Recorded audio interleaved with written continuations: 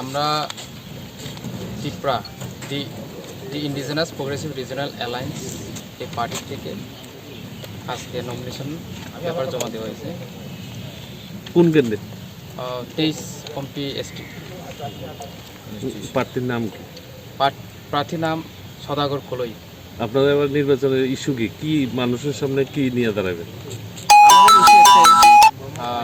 যেটা আপনারা তো ভালো করেই জানেন যে গ্রেটার ত্রিপুরা নিয়ে আর এডিসির যত ট্রাইবেলদের যে সমস্যাগুলি দীর্ঘ 70 বছর ধরে যে সমস্যা নিয়ে যে ভুক্তভোগী হয়েছে তাদেরকে যাতে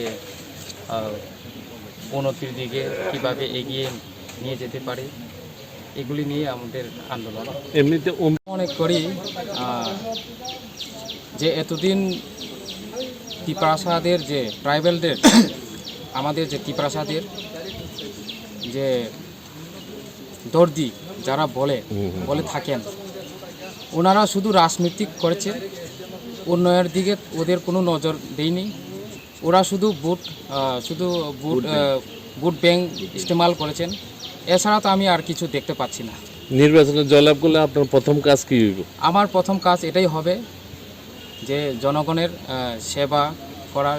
যেখানে আমার রাস্তাঘাট যে খুবই অবস্থা খারাপ, এটাকে আমি যে কোনো একটা প্রকারে সরকারের যে স্কিমের মাধ্যমে এটাকে সংস্কার করা এবং কর্মের সংস্থা যে আছে প্রকল্পগুলি এটাকে ইমপ্লিমেন্ট করা, এটাই আমার প্রথম কাজ।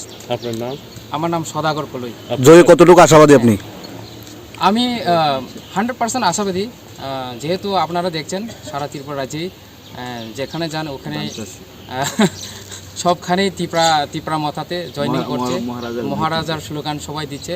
তা আশা করছি আমি 100%, শুধু 100 না 101% আমি আশা করছি যে আমরা বিপুল ভোটে জয় হব। অম্পি এলাকাতে খুবই অনেকগুলি আছে সমস্যা। সবচেয়ে সমস্যা বড় হচ্ছে এটাই যে কর্মের সংস্থান নেই।